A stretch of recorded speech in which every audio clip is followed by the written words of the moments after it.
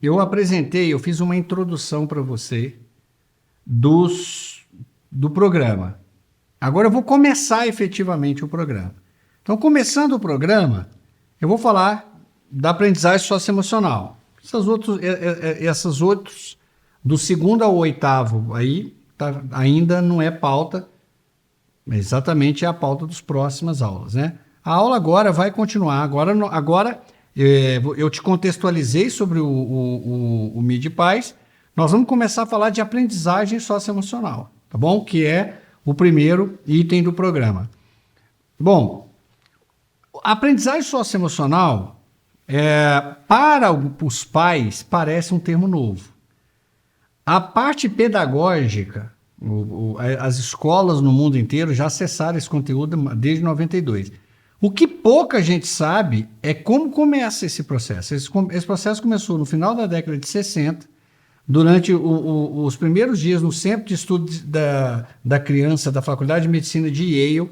Mais uma vez, eu venho mostrando para vocês, o primeiro currículo foi Yale em 92, mas Yale já vinha preparando esse conteúdo desde 1960, né? Quando James Cormer começou a pilotar um programa chamado Cormer School Development Program. Ele começou esse trabalho em 1960. O que acontece?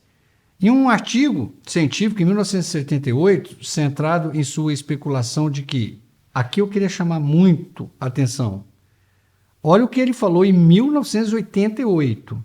Nós estamos falando de 32 anos atrás. O contraste entre as experiências de uma criança em casa e as da escola afetua profundamente o desenvolvimento psicossocial da criança e isso, por sua vez, molda o desempenho acadêmico. O que acontece? Eu sou um grande defensor que o bullying, ele nasce em casa. Tanto o bullying, tanto a criança que faz o bullying é um desvio de personalidade, de caráter, como a criança que recebe o bullying é um despreparo. Aquela questão da resiliência, aquela questão da superproteção. Então, realmente, como eu falei, a escola acaba sendo... Primeiro que a escola é fundamental na formação da personalidade da criança. A escola é o grande balão de ensaio da sua educação. Se seu filho não está indo bem na escola, não tem como você encontrar uma escola para resolver esse problema. Porque quem educa são os pais e quem desenvolve todas as habilidades socioemocionais são pais. Então, é em casa que se educa socioemocionalmente um filho. Mas é na escola que surgem as deficiências. A escola é o local para que... É por isso que eu defendo tanto essa aproximação entre pai, entre família e escola, porque a escola faz uma leitura não envolvida emocionalmente. Então, principalmente para os pais limpa-trilhos, esses que querem estar sempre um passo na frente do filho, esses que não admitem ver o filho passar por uma frustração, ou esses pais que têm uma relação muito superficial, se eles se aproximassem da escola, eles conheceriam melhor os filhos deles. E eu lamento muito a forma que as escolas estão trazendo os pais. Ainda as escolas buscam os pais do mesmo jeito que se buscava 200 anos atrás. Para ficar em discussão. Não existe uma profundidade. Não existe um trabalho conjunto. E alguns países, como a Dinamarca, a Noruega, a Irlanda, os Estados Unidos mesmo já vem mudando um pouco o papel entre esse elo de escola e família. Porque esse elo, hoje, no Brasil, então, não existe. É um elo muito informativo, não é um elo real. E por isso que os pais eles perdem a oportunidade de entender o filho vivendo no verdadeiro cenário, né? Que é isso, que é a escola. Então, o Programa de Desenvolvimento Escolar se concentrou em 2 escolas primárias afro-africanas, pobres de baixo desempenho em New Haven, Connecticut, que tiveram a pior frequência e o menor desempenho acadêmico da cidade. Deixa eu explicar isso para vocês. New Haven é a cidade onde fica a Universidade de Yale. o prefeito estava com um problema sério. Tinham escolas que existia uma sequência de delinquência e de erros de gerações. Por exemplo, assim, bisavós que casaram, que ficaram grávidas aos 14, que tiveram a filha, que no caso a avó, que engravidaram com 15, a mãe, a filha e a neta. Já tinham 5 gerações da mesma família, ou com envolvimento com droga, com álcool, delinquência, gravidez precoce. E ele pediu uma ajuda, afinal a Universidade de Yale fica em New Haven, para ajudar a criar esse currículo. Bom, com a ajuda do programa, as escolas estabeleceram uma equipe de gerenciamento colaborativo composta por professores, pais, diretor e um profissional de saúde mental. Quando eles montaram, então, todo esse programa que começa em 1960 e ele explode na década de 90, era o quê? Como unir essa equipe? Como eu pego? Se quem educa são os pais, se quem desenvolve habilidades socioemocionais são os pais, e nós, como escola, é que podemos oferecer a estrutura para que essas habilidades se manifestem ou não, precisamos trabalhar unidos. E assim aconteceu. No início da década de 80, o desempenho acadêmico dessas 2 escolas disparou e chamou a atenção do mundo inteiro. Os problemas de evasão e comportamento diminuíram, aumentando assim a dinâmica, e nasceu o movimento ACE. E isso nem se falava ainda num currículo ACE ainda oficial. Mas isso chamou atenção demais, né? Então, eu vou contar um pouco a história da aprendizagem socioemocional, até para você entender o que você está buscando no MIDPAS. Porque o MIDPAS, ele é um programa de aprendizagem socioemocional. Ele é um programa ACE. Tudo começou em 1984. Depois desse trabalho, a Universidade de Harvard publica a teoria das múltiplas inteligências, que eu vou contar um pouco para vocês. Por que aquele trabalho de 60 não conseguiu se transformar num currículo? Porque até então, inteligência era QI e os pesquisadores, os pais, os professores, aquele pessoal de saúde, eles não tinham para onde correr. A criança tinha um QI baixo, então ela teria um desempenho acadêmico baixo. Até 1984, isso era uma verdade.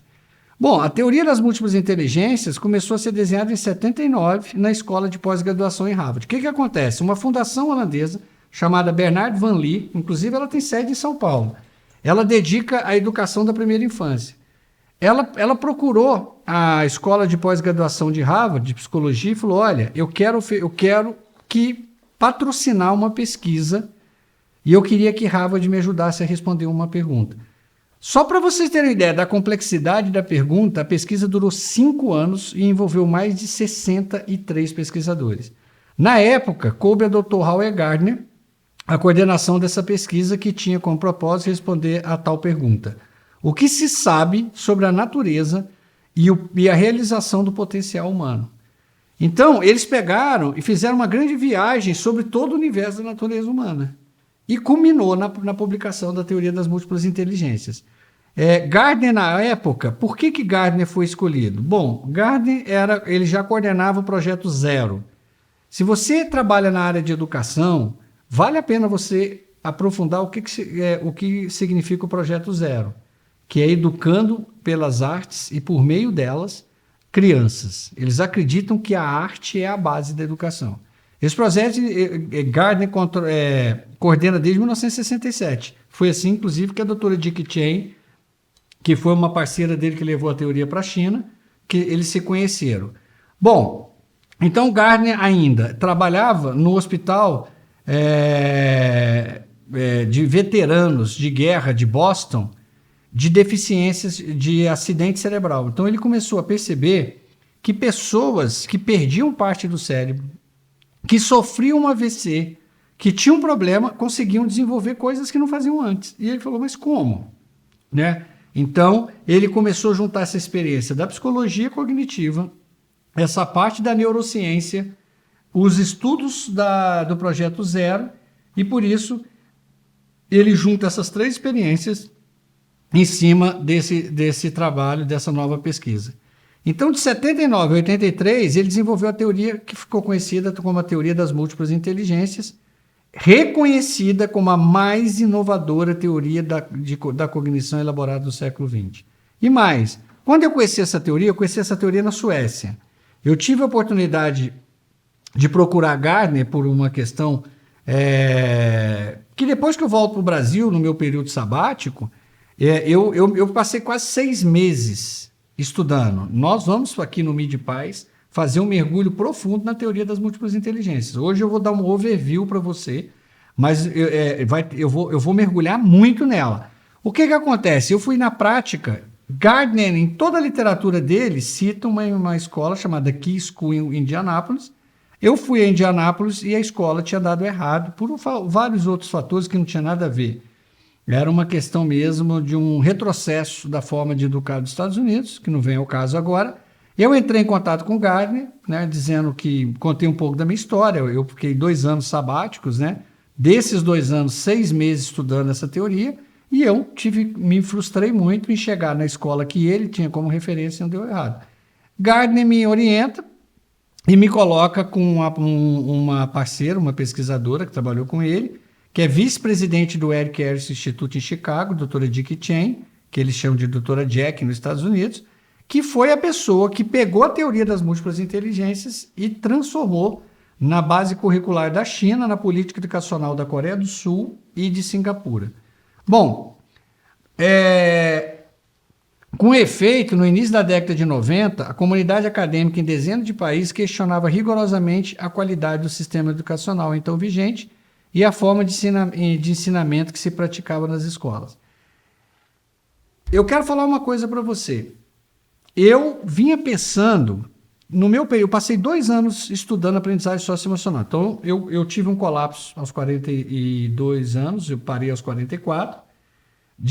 Eu parei aos 45, fiquei de 45 a 47 anos estudando só aprendizagem socioemocional, tentando entender o que tinha acontecido, por que eu tinha tido um colapso emocional e tentando entender como é que eu ia conduzir meus filhos no século XXI. Eu percebi, e não existe nenhum documento que mostra isso, eu só fui encontrar isso bem mais tarde, que entre 90 e 2000 houve um movimento nessa década praticamente mundial. Quase todos os países de primeiro mundo estavam repensando a educação. Ou seja, os países do G20 principalmente assumiram em 1990 que o sistema educacional faliu. Que este modelo que nós estamos usando agora, eles chegaram à conclusão em 90 que era um sistema que não ia dar mais resultado. Só que não se sabia para onde ir. Então a teoria das múltiplas inteligências surge 5 anos depois desse grande pensar, né? Então Gardner propôs o que todo educador vinha buscando, inclusive na China. Por que as múltiplas inteligências deram tão certo na China? Confúcio falava 200 anos antes de Cristo que a educação tinha que ser pluralista, que era um absurdo dar a mesma educação para todas as crianças e esperar o mesmo resultado. Então, quando Gardner prova a teoria das múltiplas inteligências, ele validou um pensamento milenar chinês. Então, Gardner propôs a visão pluralista da educação e, consequentemente, da escola, evitando com isso o que chama de visão unidimensional gerada pelas políticas educacionais e fundamentadas em teste QI-SAT, que é o que até hoje se define para ir para os colleges e universidades americanas, e os educadores aplaudiram. Por quê? Porque os educadores no mundo inteiro já tinham percebido que alunos que não iam bem, não nos testes QI, nem no SAT, às vezes se manifestavam genialidades em outras, né, no decorrer da vida, como adulto, em outras áreas. Então eles falaram, tem um erro no processo. E foi exatamente onde a teoria das múltiplas inteligências aparece. Bom, a teoria das múltiplas inteligências reconheceu pela primeira vez, formalmente, e com base em evidência científica, que uma pessoa poderia manifestar seu potencial emocional da mesma forma que manifestava o lógico, matemático e linguístico. Aqui existe uma linha divisória na humanidade. Engraçado que quando eu cheguei na Suécia, eu percebi que a teoria das múltiplas inteligências, que nasceu em Harvard, não causou impacto nenhum nos Estados Unidos. A psicologia ignorou totalmente essa teoria. A pedagogia abraçou tanto é que para onde é que a aprendizagem socioemocional migrou? Para as escolas. E aí, eu sempre falava, eu não vi nem para um lado nem para o outro. Quando eu conheci essa teoria na Suécia, eu falei, para mim, a teoria das múltiplas inteligências é uma filosofia de vida. Ela mudou a minha forma de olhar, encarar e tratar o ser humano. Bom, eu sempre pensei isso, falo para os meus alunos desde de 2016, mas tudo bem. Ano passado, Gardner foi eleito um dos últimos filósofos do século, um dos últimos e maiores filósofos do século XX. Engraçado que em 2014, quando eu conheci a teoria das multi-inteligências, eu falei, mas isso não é uma teoria, isso é uma filosofia de vida. Então, ele realmente escreveu para mim uma filosofia de vida. Então, a teoria chega na China, como eu falei para vocês, logo após a divulgação, eles publicam em 84, em 85 a doutora Jack fazia parte da equipe, ela pega essa teoria, vai para a China e, de forma isolada, individual e por conta própria, ela fica 11 anos divulgando essa teoria para pais e professores. Esse movimento que ela gerou entre pais e professores gerou uma pressão tão forte nos professores, né, no governo, que 11 anos depois eles criaram um comitê no Ministério da Educação da China, isso foi em 1996. Esse comitê durou até 2001, aonde a China estava desesperada. Por quê? Porque a qualidade do jovem que chegava para o trabalho era baixíssima e eles com a maior demanda de trabalho do mundo. Então eles queriam melhorar o sistema educacional. Esse comitê teve a obrigação de checar se a teoria das múltiplas inteligências funcionaria, da educação infantil até a educação superior. E eles provaram que sim. Então, de 85 a 96, a doutora Jack trabalhou de forma isolada, sozinha, enfrentando uma ditadura, um país com 1,3 bilhões de pessoas, e eu acho graça que às vezes eu estou dando palestras e alguns professores, mas essa teoria não vai funcionar, como é que eu vou olhar para uma sala de 9 formas diferentes? Eu não sei. Eu sei que a China, os professores têm em média 63 alunos numa sala e conseguiram. Hoje é a base curricular de um dos países mais ricos dos tigres asiáticos, que é a Coreia do Sul, é a política educacional de Singapura, Irlanda, base curricular da Dinamarca, Noruega. Então, assim, na verdade, era uma questão de estrutura. E aí a doutora Jack, ela sai e fica então até 96 por conta própria. Em 96 o governo monta um comitê, tira da mão dela. Esse comitê pesquisa a teoria por 5 anos. Em 2001, olha que coincidência, eu falei para vocês que de 90 a 2000 eu percebi o movimento mundial em busca de uma melhor educação. Em 2001, a China introduz as habilidades socioemocionais e as múltiplas inteligências como base curricular. Nós, no Brasil, estamos introduzindo as habilidades socioemocionais na nossa base curricular a partir de janeiro de 2020. A China introduziu em janeiro de 2001. Nós estamos falando, então, de 20 anos de diferença. Bom, mas vamos seguir. A cultura chinesa conceitua a inteligência como um atributo à família. Eu quero chamar a sua atenção, nós estamos falando de mim de pais. Por que eu estou insistindo tanto com você sobre essa questão? Por quê? Porque eu enfrento esse problema cultural. Os pais, a maioria dos pais que eu converso no Brasil acreditam que quem tem a missão de educar são os professores.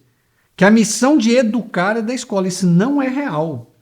A escola tem a missão de formar, de reforçar valores. Você deveria procurar uma escola baseada na sua matriz de valor. Mas quem tem que educar, quem prepara socioemocionalmente seu filho é você. Então, o que acontece?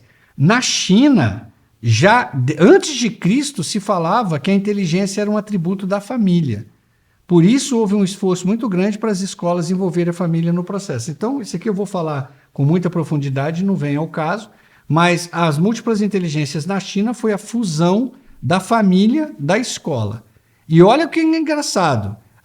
O último público a ser envolvido num trabalho de desenvolvimento de aprendizagem socioemocional e de múltiplas inteligências deve ser a criança.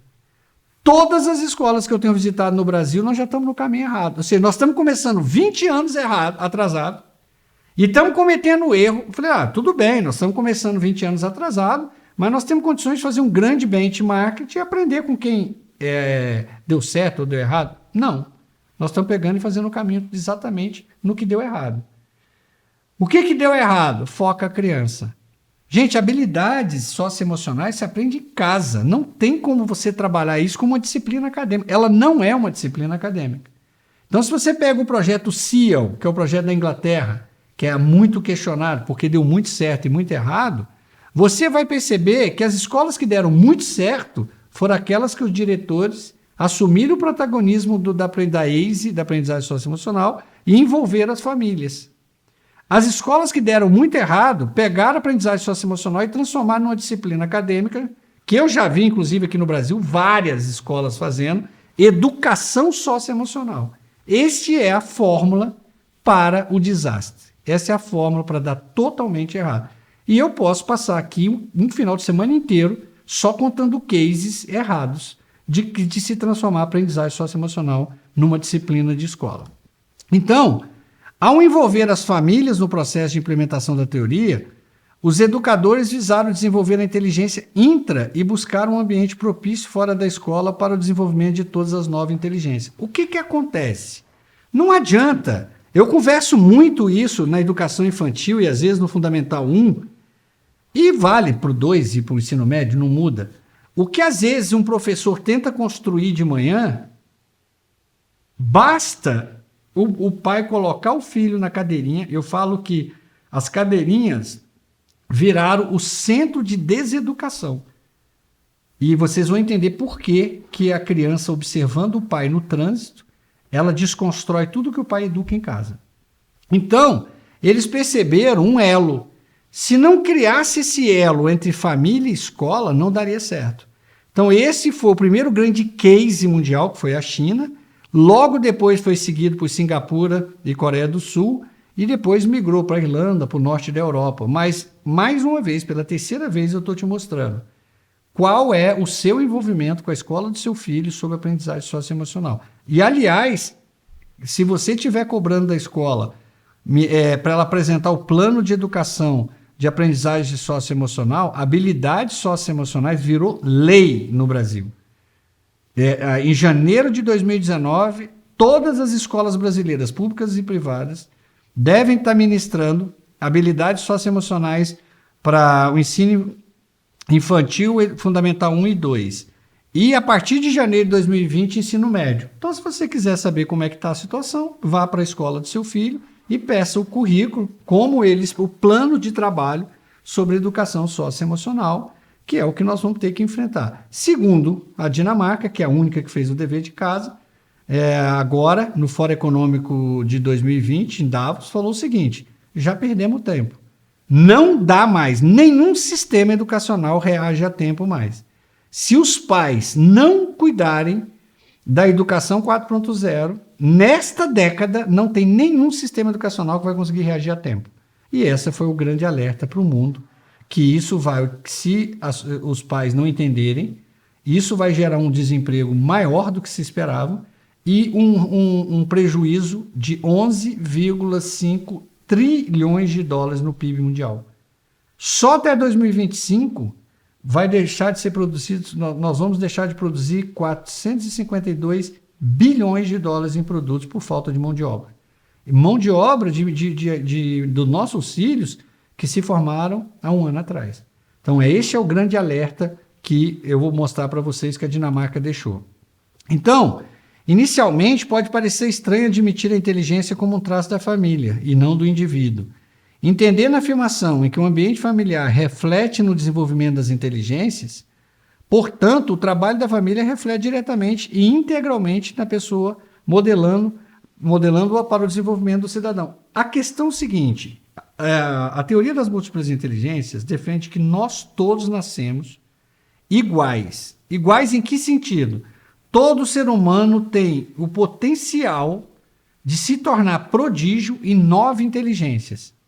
Sendo que, geneticamente, você nasce pronto, propício, você já nasce prodígio, que eles chamam, eles não usam a palavra gênio, em média para 2. Ou seja, por isso que eu encarei como filosofia de vida. Qualquer criança que você olhar, qualquer ser humano, você tem que olhar e falar, na minha frente tem uma pessoa que é prodígio em pelo menos 2 inteligências. Agora, nenhuma inteligência vai se manifestar se não for estimulada. Esse entra a importância do papel da família. Se os pais não entenderem a teoria das múltiplas inteligências e não trabalharem com esse conceito, eles vão continuar alimentando o currículo voltado para a inteligência lógico-matemática, que é o nosso currículo. Então, Gardner cunhou a nova definição de inteligência como sendo o quê? Um potencial biopsicológico para desenvolver a capacidade de resolver problemas e elaborar produtos valorizados em um ou mais ambientes culturais ou comunitários. Deixa eu traduzir isso para vocês. Potencial biopsicológico. Então, é o potencial bio, que você nasceu, herança, carga genética, com o psicológico, com a sua educação, hábitos educacionais, pela forma que a sua mente foi trabalhada, pela forma que a sua mente foi modelada. Isso essa relação, essa combinação da carga genética com o que eu chamo de construtos psicológicos, né, cria o biopsicológico, a relação da mente e do cérebro. Então, por isso que a família é tão importante. Além da carga genética, ela entra com toda a parte do psicológico. Por isso que tem várias crianças que nascem gênio para determinada inteligência e não se manifesta. Por quê? Porque naquele ambiente familiar não é propício, não há estímulo para aquela inteligência desenvolver. Não se preocupa com isso. Como eu te falei, dentro do projeto do MIDPaz, nós vamos ter uma aula completa, profunda sobre múltiplas inteligências. Aqui eu estou te explicando a teoria. Então, o ponto alto da teoria é a capacidade humana de desenvolver durante a vida as inteligências do intelecto.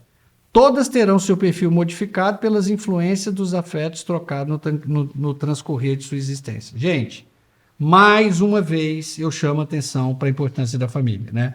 O ponto alto da teoria, independente da sua idade, independente de raça, independente de nível social, todo mundo nasceu prodígio em pelo menos 2 inteligências. O gênio que Harvard fala são crianças que nascem com tendências para 5 inteligências. A questão é que o seu perfil pode ser modificado pelos afetos trocados. Ou seja, a teoria diz que você pode se tornar prodígio numa inteligência que você não tem dom hereditário para ela. Você não tem o dom hereditário e ela se manifesta. Então, o que acontece? E como isso é possível? Qualquer inteligência, qualquer uma das 9 inteligências, pode ser desenvolvida em qualquer idade. É uma questão de estímulo, força de vontade, custo e benefício. Por exemplo, eu aos 45 anos, quando eu entendi o meu perfil de inteligência, tem inteligências que para mim, dentro do meu cenário, dentro da minha vida agora, não faz o menor sentido eu parar tempo, investir dinheiro, pagar um professor para trabalhar. Por exemplo, a sinestésica mesmo. Então, todos vão ter o seu perfil modificado. E eu não estou dizendo que mudar o perfil é para melhor. Então você pode pegar uma criança que nasceu gênio para música, mas a forma que a família cria destrói essa genialidade. Não é que destrói, atrofia, deixa latente, não deixa ela manifestar. E isso vale para ginástica, para arte cênica, para vários outros pontos. Então, dependendo da forma que a família trata o perfil de inteligência, você já sabe se aquela inteligência vai se manifestar ou não. Agora eu vou começar a montar o infográfico das múltiplas inteligências. O MID, eu construí ele. Por que eu uso muito infográfico? Infográfico é uma forma didática que eu entendi que, ao invés de o aluno ficar olhando as apostilas e estudando várias, ele olha para uma folha A4, um infográfico, e ali ele encontra. Esse item não ficou claro para mim. O infográfico é como se fosse um checklist da aula. Eu vou começar a montar o infográfico inteligência por inteligência para você.